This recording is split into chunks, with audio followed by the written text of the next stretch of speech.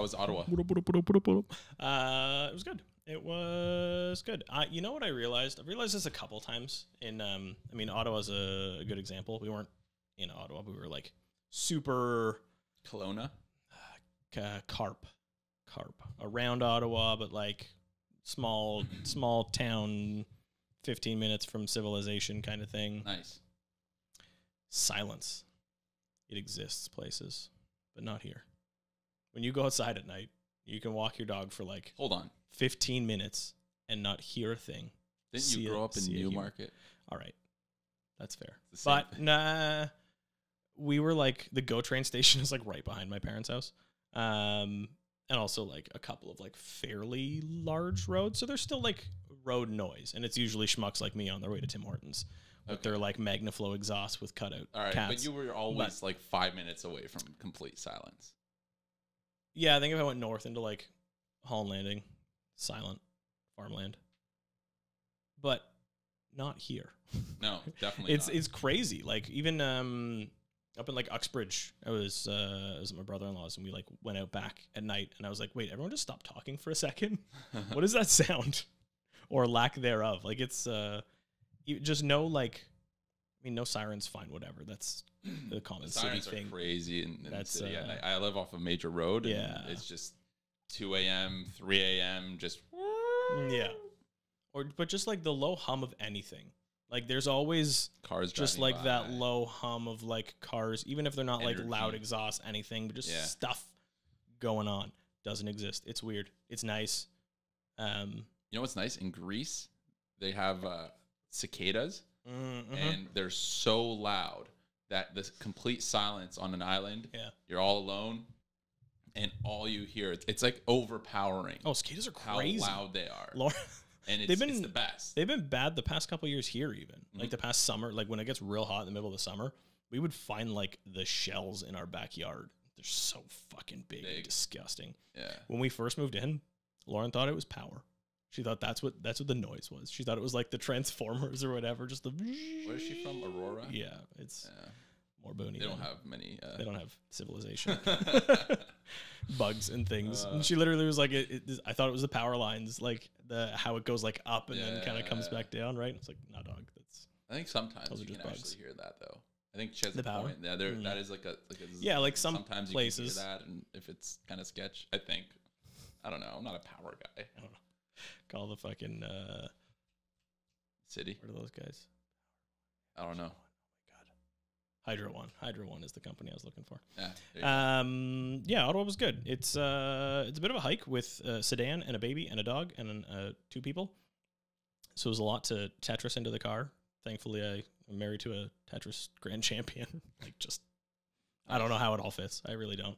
And then like driving we tried the dog in the front seat for a while, and then she tries to come to the driver's seat, which is obviously not great when you're driving. So we put her in the back, all 3 of them, with the baby and the dog and the wife, and it worked for me.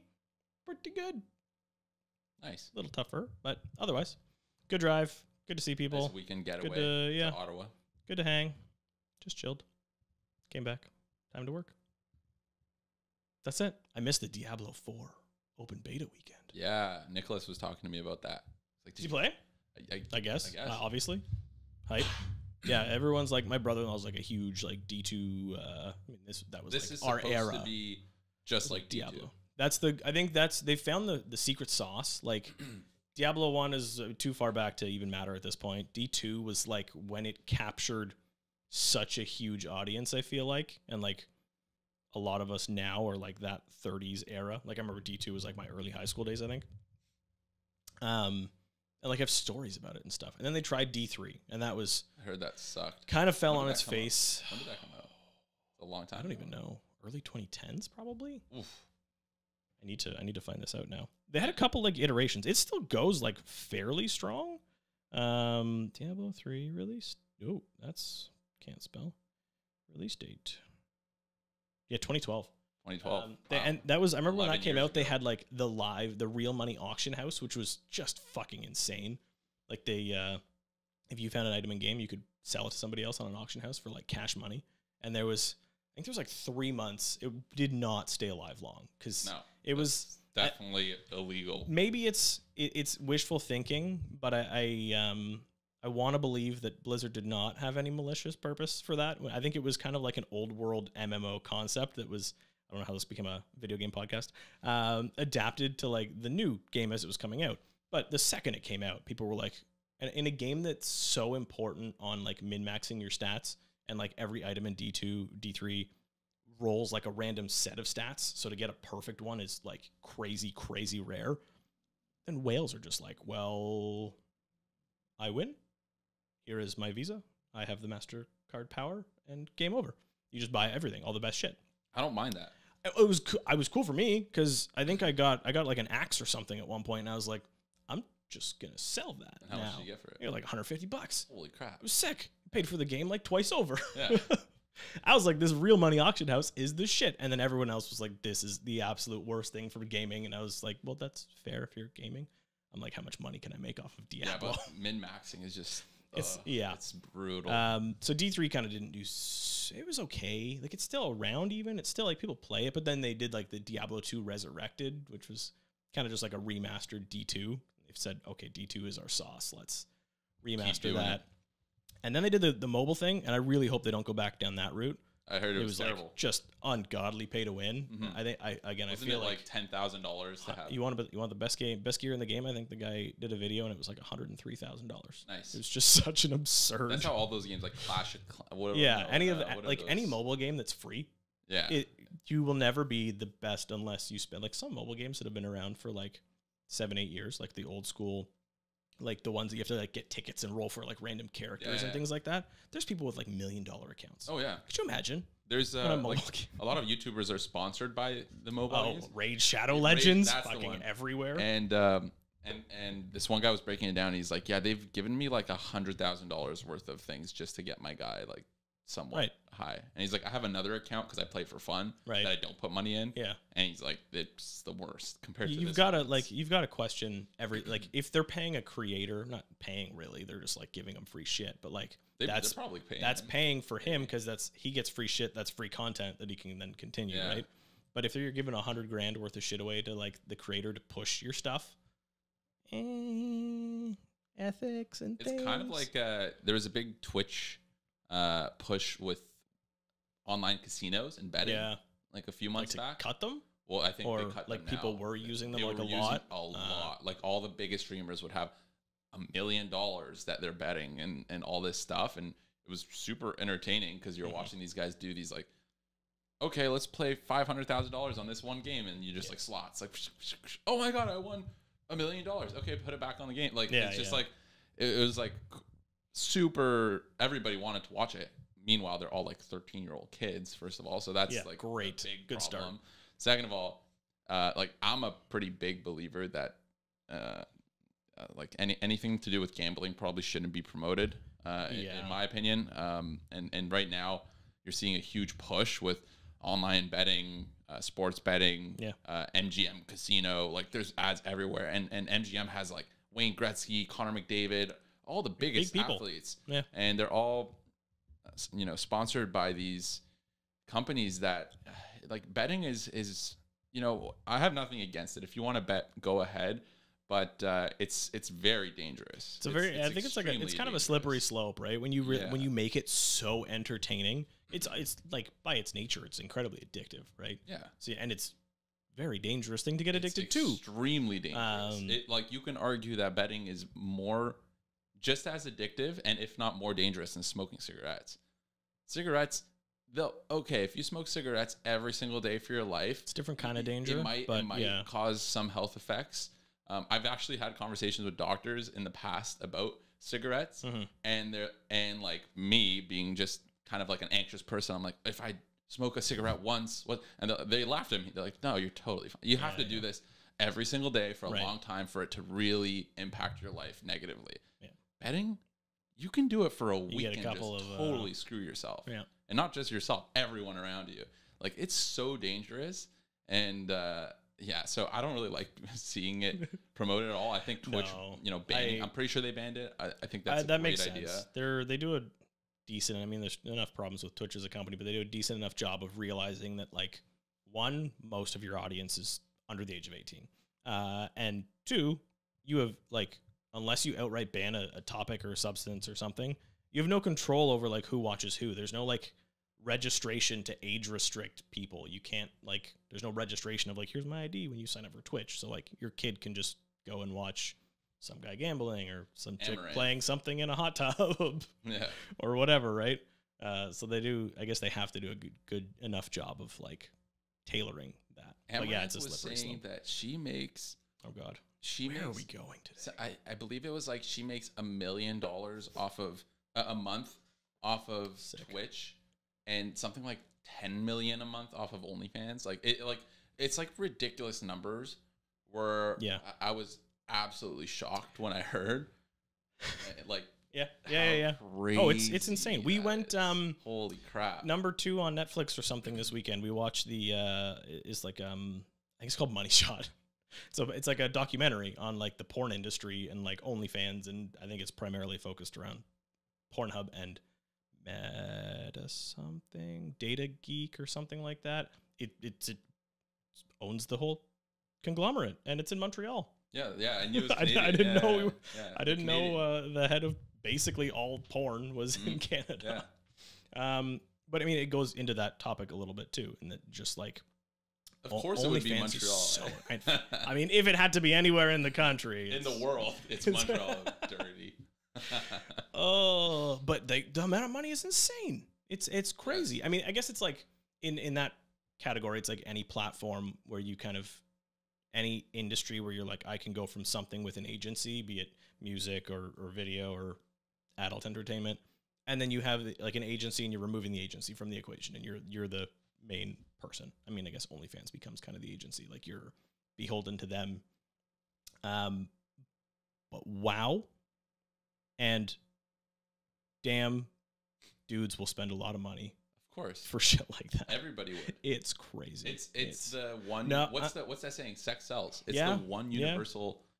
Every single person, no matter what their beliefs is, it will trigger some sort of thing. Yeah. Whereas, like, you know, you can talk about rock and roll music, hip hop music, rap music. It does something for someone. It's such a small subsector of the population. No matter what language you speak, no matter what sex you are, no matter anything, sex sells. And of course it's going to be the biggest industry because if you were allowed to just publicly, well, look at ads, right? Like every cologne ads are the craziest thing. It's just the really good looking guy just flexing his abs on a beach, like black and white. And then if you smell like this, you'll look like me. Like it just has nothing to do with anything. Or like, that's another side tangent. We were listening to on the drive. We listened to like a lot of like the stuff you should know kind of podcasts. Like they just pick a random topic and go for an episode.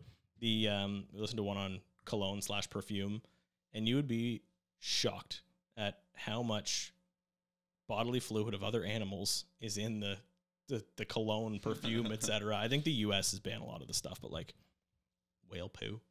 And it smells good, or like, I think there's a component of it that gets like distilled out. There's a lot of like cat, like forest jungle cat poop stuff. How do you get whale? I don't know. The juice from the anal glands of That's like what a lot of like some perfume has like its scent distilled from. Is it eau de toilette or eau de parfum? What's the parfum? What's the one from Anchorman? Sex Panther or some shit. Anyways. Back to OnlyFans now. Silly money. Dobie. Silly. Oh, Dobie. What was the part? Remember she's a rapper now or something, whatever. But the Cash Me Outside girl, like Dr. Phil. No. What's her name? Anyways, I'll remember. I think I heard it on YMH. She also has an OnlyFans. Yeah. $50 million a year. Yeah. It's absurd. And she doesn't show anything. No, for not even like, it's bananas. Yeah. Anyways, it's wow. I couldn't market myself that well. I couldn't either, for sure. I'd probably have to pay people to look at me. You know, like, I don't know. There's two sides of OnlyFans. Anyways, holy shit, how did we get here? I don't know. So what's the segment this week? Are we jumping right into? You can hit the button. Hit it. And now it's time for the Reddit Random. I don't even need to say anything. That's cool. We got two interesting topics, I suppose. One that makes me sad, I guess. Let's start with that one. Yeah, let's go with sadness. The 911 wait times. I mean, I know people bitch and complain about like police in Toronto and whatever, and police in general everywhere. It seems like a wait time of like an average. I think 2022 average wait time for a 911 call was like 6 minutes, and then you see like the thread, as most Reddit, the thread below. A lot of people commenting on like personal experiences, being like, I had to wait 20, or like I guess 6 being an average.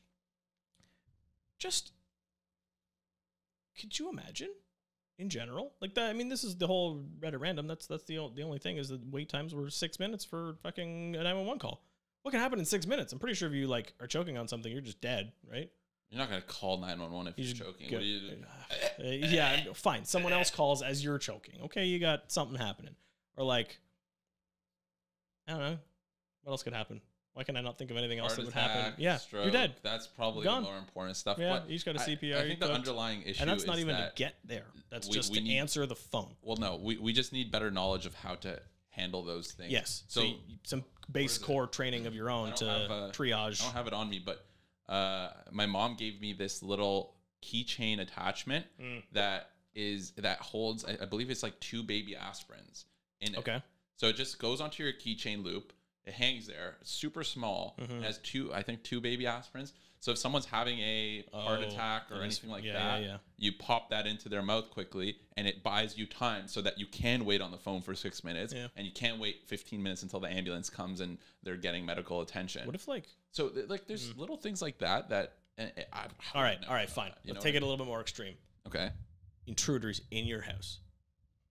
Oh, 911's not doing shit. I mean, it doesn't matter even if they pick up. What's the police going to do? They're going to collect your body. Yeah, exactly. Pretty much. Well, this is the whole argument. They're going to be like, give them everything and pray. This is the whole gun control argument in the States. And it's so sticky because it's so easy to be like, get rid of the guns. Like, why do they have all these guns? This is the issue. The guns are the issue. There's more guns than there are people in the U.S. But is that really the issue? Because fundamentally, if you're a country that believes in freedom, freedom of ownership, freedom of everything, literally their whole values are free. Not freedom of everything, like your own body. In some cases, there's a lot of freedoms that country does not believe in. That is true, and it seems like a bit of a that's a good argument. It is. Right? It is a good. You want one? Definitely. Fine. You gotta have both. You gotta have it across the board. You should 100%. I agree, and that's definitely a blip in the American ideology. But freedom of taking away someone's gun. I don't even know if freedom of religion really exists in the States. Anyways, freedom of one religion. Freedom of one religion. No. You are free to be like my religion. It is way more free than 90% of the countries in the world. I mean, we also have like I feel like it is a little bit of rose-colored glasses coming from Canada of all places. I'm not gonna. Yeah, let's other countries because I may want to visit other places one day, and I don't want to be flagged. And I'm not gonna even say the name. Let's go back to talking about the super safe topic of firearms. Yeah, and gun control in the United States. Well, this was an argument that was always brought up when I was growing up in school was how it's ridiculous that they're legal. And it's tough because, well, what happens if someone does intrude on your home? And okay, in Toronto, we can call the police. Is it likely that anyone's going to intrude? Pretty unlikely. It doesn't really happen, knock on wood, but we're pretty blessed to be here and whatever. But what happens when you live in the middle of Ohio and the closest police station is 20 minutes away? Yeah. And it's like the sheriff's office with one guy that has no training and is just the sheriff. Yeah. Like has no clue what they're doing. Yeah. And you got to protect yourself, or, and if the government then forces you not to have the gun, it's a very slippery slope of a power grab. It is almost equal to who's got the theirs, and then if a country can't form a militia, then is it a free country? And it ties into something I've been thinking about with regards to communism, is the ownership of land, because it's a very debated topic. Is land ownership good? And this was my thoughts. So I was thinking about this because we live in an economy. We played Monopoly growing up. There is that scary potential of one company or one entity owning all the property. In communism, the government owns all the property. Yeah. So you are trusting that your government, who is now the largest landowner, the only landowner in the country, is interest. Is inherently good. And they might be for a small period of time, but in the long run, who knows? Now you better damn well make sure that your interests just perfectly align. Right? Exactly. Like if your interests don't align, then you got to just always change your interests to make sure they align with. And now you're talking about, you want to go back to a nerd topic, but Star Wars and the Empire. That's what it turns into, is that whatever the Empire says is right. And, if everyone else is a rebel. Everyone else is a rebel. With our society, capitalism, it's a little bit different, because now you can be a landowner of some sort and have some sort of say in the land. Now, technically, it's all crown land, so they can take it back still. That's the kind of slippery part. Yeah. But since they've allowed you the title of that landowner, it's a lot tougher for them to power grab everything without causing a huge uproar. Whereas communism, it doesn't matter if they grab anything; it's theirs already. So and in a lot of cases here too, like if let's assume, worst case, you are gonna get expropriated for some project. I mean, it happens for like Metrolinx projects, for example, right? Happens. Big either pass through or bus station or like subway, whatever. Mm-hmm. It happens. You could get your property expropriated. It's happened kind of around here, recently. At least you'll get, for the most part, fair market value for the property, right? They do have to pay you what's considered fair market value for the place. There's some windows where you could kind of get screwed in there, but like for the most part, you're pretty safe. Not so much in other places, right? No. Anyway. And it also goes back to, strong middle classes. We've been talking about this, but land ownership is something that's very correlates a lot with the middle class. Yeah. Because if you can own your own property and pass it down generations, it's a way of storing wealth and actually holding wealth. Where, again, if you're in other communist countries, you don't have that ability as much. Yeah. And even if you do, it's not really there, because at any moment in time, it could be taken away. Yeah. So, and you don't have as much, like, there's no... These are my intrusive thoughts. I just have these randomly, and I just sit there and think. My brain works differently. Okay, I was on the subway like a few months back to the subway. Oh boy! And I just watched people, and I would think, like, I wonder what that person is. I was like, you are the guy on in the my mind. Yeah, Joe Goldberg. Ooh, started watching that recently. Ugh, a couple episodes deep. Anyways, back. Do you watch it? No. I watched the first season, and my girlfriend's like, "Let's keep watching," and I'm like, "I hate this. We're hooked for some reason." Oh no, I can't do it. I'm not. I don't want to watch some pervert murderer. It's not a pervert so much as he is a serial killer. Both. Yeah. No, there's definitely pervy. Okay, so this is my problem with the show like that. Is my brain already works to like when I see someone. I run every scenario possible in my head. So I see someone and I'm like, okay, they're dressed a certain way. They look a certain way. I see their expressions. Are they having a tough day? Maybe, and then I picture them in my mind. Oh, they're just coming home from their job. It's 5:30. Maybe they're going back, but they look stressed. So maybe they have a stressful family situation. And I think about that on every person I look around. And it's just how I normally think. Yeah. So every time I meet someone, I'll read into them. I'll look at them. I analyze them.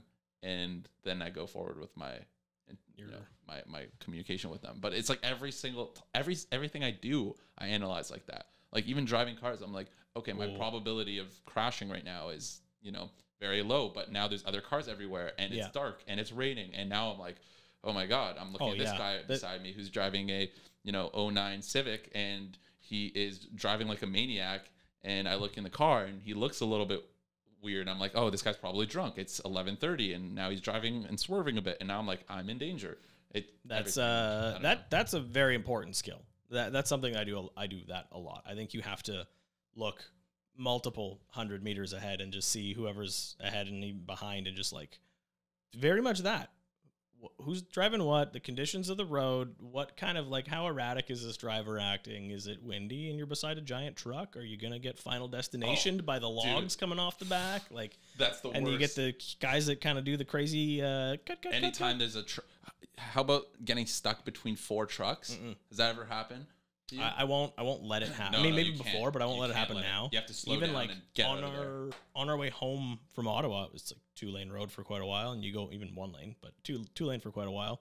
It was super windy yesterday, so you go beside the giant trucks that are like big, like just sheet wall kind of light, nothing, no big load in the back, and you can see when the gust comes. They do one of these. I will never stay beside. I'll sit behind, like just behind, and in my lane, not in theirs, but like behind. And then wait for the guy ahead of me to get in front of that truck, and then I just fucking pound it. Yeah. Just get past them, and it's an excuse to just fucking floor it. But also, I don't trust anybody. No. They're all nuts. Okay, so driving, it's good. You know what it is? It's a safety. If you're creating a character, it's like a sports game, or like even like a normal, the nerd alert button again. Yeah, nerd alert. My stat that would be maxed out would be awareness. That's like okay. Mine's like the awareness stat. Everything else, strength mediocre, endurance mediocre. My psychic abilities maybe a little bit higher because I get a lot of headaches. So I'm assuming that has something to do with that. But awareness stat, I think that might be an aneurysm.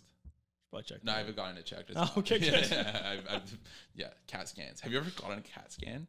No. Or CT scan? I don't even know what the difference is. So. That's not the magnetic one, right? That's an MRI. That's an MRI. I got an MRI. MRIs are weird. I don't think I've ever had a CAT scan. Weird. So here's the story. So last year I got a CAT scan, and I go in there, and the guy's like, "Have you ever gotten a CAT scan before or CT scan?" I think it's the same thing. Anyways, and I'm like, "Yeah, I think so. I don't know, like maybe I got something." It was an MRI. Okay, I got an MRI before, not a CAT scan. Gotcha. So he's like, "Okay, great. So you know what? We're gonna set you up. We're gonna, I already had the." Like this blood thing attached to me. Yes. Okay, this is the one where they got to put the thing in so they can read all the stuff. So they like hook me up. They lay me down on this table. They put this thing on, and they go, "Okay, in like 30 seconds, you're gonna feel a little burning. We're just gonna inject you with some dye, and it's gonna burn a little." That's the chlamydia. I'm like, okay. So I lay back. Now I'm like, I don't think I've ever done this before in my head. Like, I don't know. You didn't inject me for the MRI. Yeah, I was like, this is a little strange, but whatever.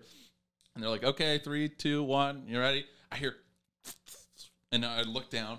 It's getting injected into me, right? And first of all, I don't do needles well at all. So I'm like 0%. I'm laying there and immediately panic attack and burning. I was on fire everywhere. It's like your blood that's burning. I'm sitting there like shaking. You're supposed to say absolutely still, right? But I'm like freaking out, and then they're like, "Okay, you're done," and I'm like.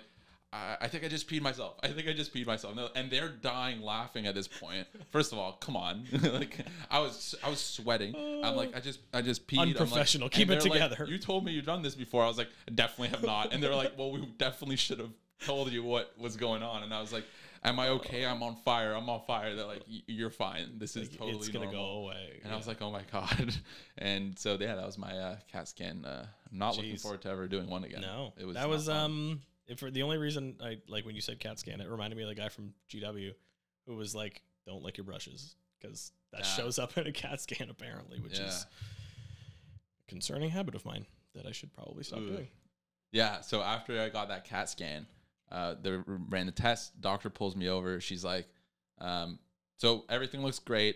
We can't rule it out 100%, whatever it is, but 99%, you're totally fine."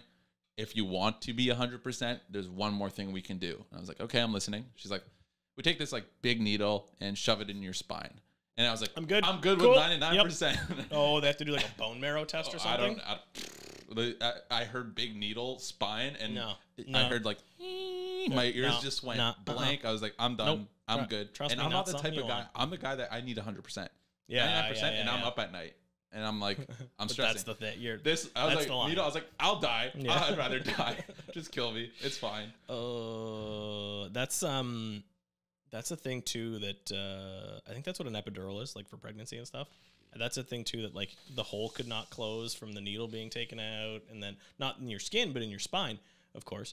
And that can cause a whole host of other problems and things. I can't. We've talked about this too much. What the fuck were we supposed to talk about today? No, this was the rantiest rant. We only did Rambliest one Ramble. Reddit random. What was there's another one. Yeah, okay. This is return to work thing, which is just that a lot of big companies, banks included, RBC is the new one that's made the headlines, are mandating 3 days back in office, which I think... I like that. This was kind of always happening. It was always going to come. I don't know... I think a lot of people, for whatever reason, thought you will be able to work from home absolutely forever. I can move to fucking buttfuck nowhere so long as I have the internet connection. Newmarket. Yeah. Can move to no. There's a GO train. It'll take a lot of people move to Newmarket and work downtown. Okay, a lot, but like way out 10,000 of them. All right, pull it up. It's what max 100,000. But there's no way. Probably like it's like 80, I think. 50,000, 80,000. It's growing. According to 2021 census, 87. God damn, that's it. Yeah, of course. I definitely thought we were bigger. I'm not part of that community anymore. Damn, Aurora's only 55. Yeah, man. We were driving home from Ottawa through all these small towns, and I'm like, these fucking tiny You're ass from one of those 80,000 towns, whatever. Anyways, RBC. Just like the in general, the tide is turning, right? People are coming back downtown. Things are changing. Demand is up. Back downtown. Yeah, life is getting back to normal. People, it is. It's feeling nice. Good. It feels real nice. You can go and do things. We took it for granted. I know. We took it for granted before, and then. But what's it going to do? I guess is the question, right? The suburbs. There's a lot of talk in the the real estate space of just where prices are going to go for the year, and everyone's crystal ball is different, so none of this really matters. But like. The pendulum is swinging. Well, you can't look forward, but you can always look back and analyze. And the stats have shown that the suburbs have gotten a much larger correction than the city center. Well, because they had a much larger run-up, which is everyone's larger run-up. I'm going to make $1 bajillion because I'm going to go buy an Oshawa or whatever, and it ran up, or like Hamilton or Newmarket ran up huge, behind it, and now it's flipping. I feel bad because, everything that was told to us was that, hey, this is the new normal now. Yeah, COVID's work from home forever. Work from home, and and now they're like getting burned. Yeah, I remember that stuff we told you last year. Like, this is whatever. Like you work in an industry that's core is in the city, and you move to Innisfil because you're working from home, and then your company says, hey, 3 days a week you're back to work. That sucks.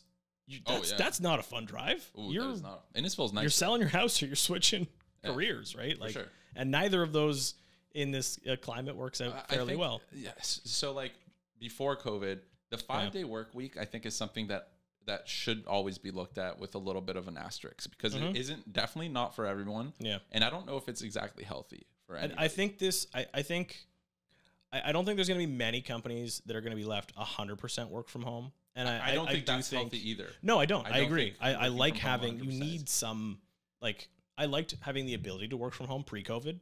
Then being forced to work from home 100% was fucking terrible. Because you have like, it was great for like 2 weeks. That's what I mean. Yeah, amazing. Weeks. And then you're like, wait, my battery's drained. I need human interaction. I need to like accomplish things. When you go to work, sunlight it's a lot easier to be like, I am in work mode, and then you leave, and you're like, I am in. There's no division of like space. There's no division at all. Time, right? Like, what's the difference from taking a call at 1 p.m. at home or 9 p.m. or 9 p.m. And there is no difference, and that's what most people do when they work at home. So it's very tough. You don't see people. And same with the start of your day. We're humans. Is way too loose. Way too like loose. Always work from home. Oh yeah, I would roll out. There was a good period of time where I'd roll out of bed, and this was my routine every morning. Roll out of bed, drink a glass of water, pour my cup of coffee, sit on my computer. The computer literally all day, and I would stand up, go shower at like 4 o'clock or something. If that. No, I definitely showered every day. I shower on Thursdays. That's it. Yeah, and so I think getting in the office and seeing people, especially, it depends on what point of your life you're at. Yeah. And I know people my age got affected by this really. Social circle's huge, right? Because you missed out your 20s. Yeah, pretty much. Imagine you moved downtown. I mean, if this hit earlier on at all, you moved downtown at 21, 22, then COVID happens. Then you move back to your parents because why are you going to live downtown and pay $2,000 a month, I guess? So you can work from home. Well, now it is. COVID rents, Yeah. Sure. You move back to your parents because I can work from home, so why bother? And you're not going out anywhere. But then you don't go out. Closed. Yeah. It's before. fucking brutal. So then you back to your parents' house, and now you're like, okay, maybe I'll go back now, and you're like, holy crap, $2,000, it's $3,000 now. Yeah, I know. And but now it generally, I think it's swinging back, which is people are coming it's just back, interesting. But I think the work culture will have. I think there will be long lasting like things you can pull from it. The everyone's efficiency, like built system, cloud stuff like that wise, I feel like is dialed up quite a bit. It forced a lot of companies to progress a lot faster in that. So when you do work from home with your split work weeks, you can be far more efficient that way. But I don't know. I don't think I think a split week is hopefully where a lot of people end. I mean, it completely is irrelevant for us. It doesn't matter at all. But for a lot of companies, I think like a split week would make sense.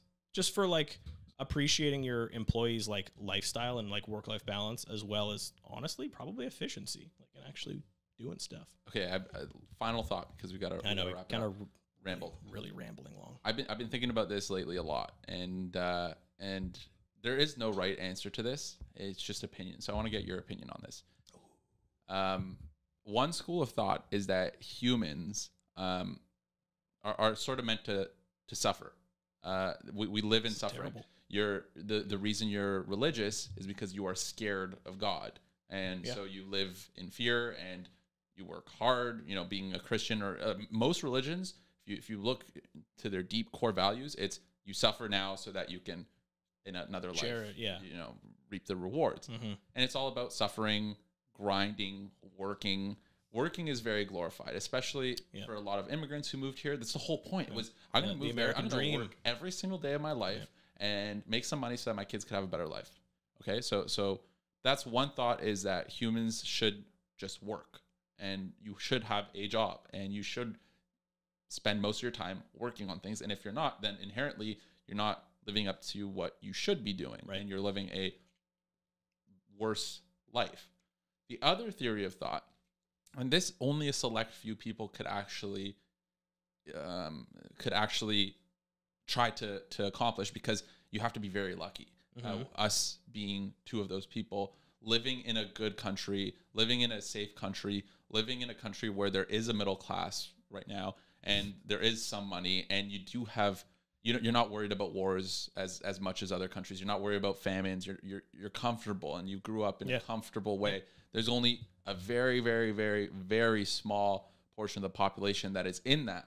But now, if you are in that population and you're at maybe the middle part or top part of wealth, you can now start focusing on, well, what do I want to accomplish that makes me feel good? Yes. Instead of working all the time. So there's the two train of thoughts. The one is, you know, I want to be traveling. I want to enjoy myself. I want to eat great food. I want to maybe learn new languages for fun and do things and learn. And one is work. Right. Work hard. Move up your company. Sacrifice everything for work. And so what I've been struggling is, I don't think there's really two options, but there's definitely a scale. It's always like a spectrum, right? Like those are two polar ends of it, and you know, it's probably healthy to find somewhere more in the middle. But what is that mix to you? That's tough. Now, also this first scenario of like work grind, I'm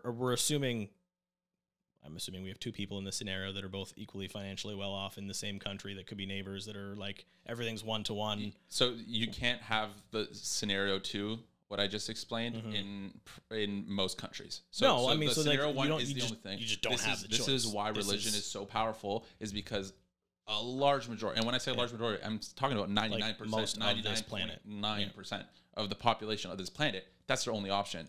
That's the only way to get through 12-hour days of working, and no time off, and no leisure, because they have to do this, or else they won't eat, or sleep, or whatever. Their kids will go hungry. So yeah, of course you're going to look at a higher power like a God, and believe in them, because you're going to be listening to the gospel of their word and saying, if I just do this now, even though it may suck, I am happy, because I know that in the future I will be rewarded and I will be okay.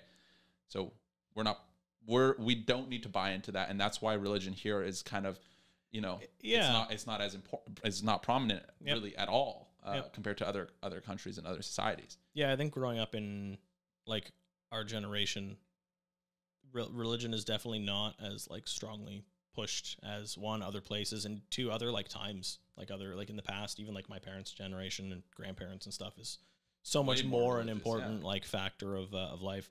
Like we grew up. I think I was baptized Anglican.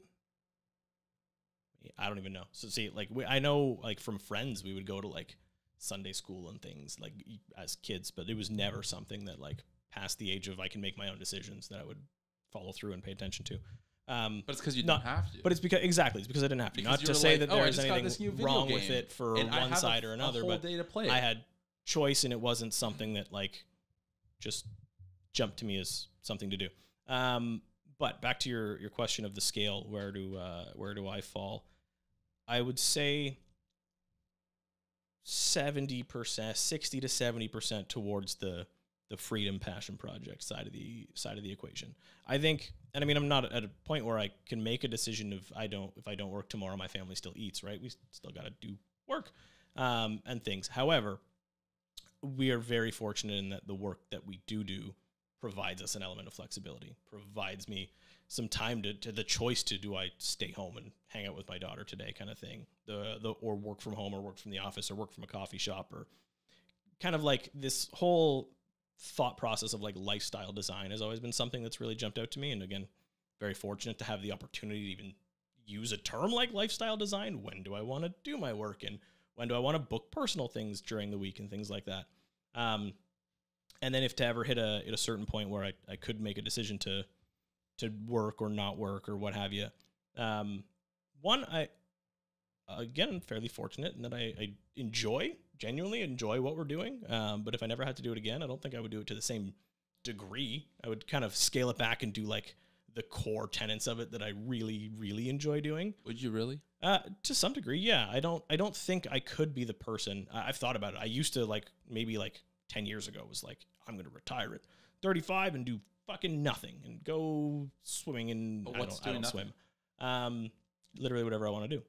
So and then the moments that we've been on like vacation or whatever, I'm like, I don't think there is anything that I like. If I did just this choice of nothingness, I think you have to take, for me, I would have to take some kind of energy and put it somewhere. Somewhere. And I think that what becomes if it's whatever you want. Yeah, well, that's I think that becomes pick a passion project. Pick how many passion projects? Do you want to learn a new language? Because you can spend literally all day learning it. Do you want to move somewhere and learn their language and live there? Well, then there's also like an element of like family and stuff and like other responsibilities that are not necessarily financially obligated that come into that picture. But yeah, more towards the side of like, I would still need something to be like responsible for sure. Probably, but more towards the side of passion project type stuff, sure. Yeah. Right? I think that definitely in this scenario too, that's 100% it. You're not going to just sit on your ass all day, because I think that in both scenarios is not. It's also humanly, not good for you. It's not the way to become enlightened or become to live a fulfilled life. Mm-hmm. If you're going to sit on your ass and do nothing all day, you're not going to feel fulfilled. You're going to feel, that's where depression or other. It's like the guys that work till like they're 65 and then they retire and they die. Yeah, like, for that. Because what do you do when you retire? My question, like to myself, has been, if I choose, scenario one where I'm working and everything, I will be pretty successful. I'm quite confident that I can accomplish whatever I put my mind to. If I choose scenario two fully, I will live a very fulfilled life, and I will probably learn multiple languages, and I would probably learn so many different hobbies and become very good at them, and get to experience a lot. But will I be happy in either scenario going 100? Will I be happy going 50-50 and knowing that I will never get to the heights that I could have achieved and work on either? And I'll never learn my multiple languages because I just don't have the time. I'm split 50-50. So I think it's a very personal choice. And should you find yourself lucky to ever have that decision to make? Is it a lucky decision? It's a very yes. Question. Yeah. Oh yeah. Of course it is. Is it? It's 100%. There is nothing in me that says if you are given that choice, unless you're maybe born with that choice, I do think there's something to like that whole silver spoon. Like it's a real it's that whole like cycle of like, I'm gonna gender this, but like weak men make strong men, and weak men make hard times, and hard times make strong men, and strong men make good times How and good dare times you bigot. make I know fuck and good times make weak men kind of thing. It's the same thought process. You come into this life and you never have to worry or struggle or like grind for anything ever. I think that's honestly not necessarily a good thing, because you have zero character that can get built from struggle of any variety. But I think if you go through life and then you reach a point where you are fortunate enough to make that decision of, do I want to keep working or follow passion projects or somewhere in the middle? I think that's 100% a blessing. Not to so being in the middle class. Wow, this goes full circle. A strong middle class. It's important, of course, to feel fulfilled, to have a strong country, and one with some fair like freedom and flexibility. Like you can't, if the middle class is only I work all day every day to put food on the table, but by the stats that technically puts me in the middle class, but I don't have a life or freedom or get to see my kids or anything, like that's not really a middle class. It's a workforce. Yeah, they're like, it's just worker bees just grinding kind of thing. Yeah, so you're explaining it. America, fuck you. All right, we went something about the people. We went so over time. Also like with zero topics. So what do you mean? We spoke about like all the topics. Different things. That's fair. We talked about all the topics. Yeah. All right. Next time we'll talk about your horror story. Oh yeah, that's been on the board for like 2 or 3. Yeah. Anyways, take it easy.